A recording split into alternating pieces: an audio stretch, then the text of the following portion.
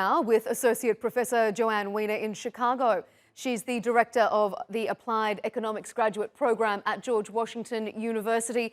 Thank you so much for joining us here on the News Hour. Can I start by asking you, who polices a global tax rate? And if a country still wants to remain commercially attractive to corporations, can't they just not agree to this, to sign on to this deal? Well, that's a very good question to ask about who will police the effort. Way back when I worked at the U.S. Treasury Department, when the OECD countries were also considering how to curb harmful tax competition, there was a discussion of something called the World Tax Organization, the WTO for tax, and that clearly is an ambitious goal to try to get companies to agree to the rules that the countries set.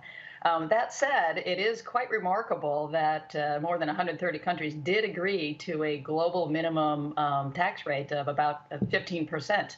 That's astounding in my view. Astounding. Why do you say astounding? Did you not think that we would get so many countries to agree? Oh yeah, that has been a struggle for so long, and recall that Ireland, its tax rate is now 12.5%, so they're going to agree to go up to 15. Hungary is going up from 10 to 15. Now there are phase-in rules and what have you, but to get countries to agree to raise their rates in the interest of global tax harmony is, as I said, astounding. Can I just ask you really briefly, some critics say the rate is already too low, this 15%. What do you think? Oh, I don't think the rate is too low.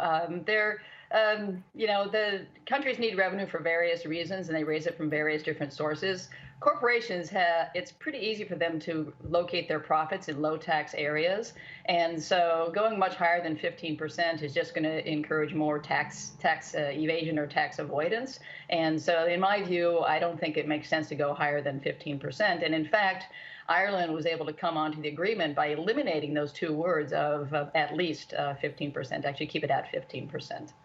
Really interesting insight there from Associate Professor Joann Weiner. Thank you for joining us here on the News Hour.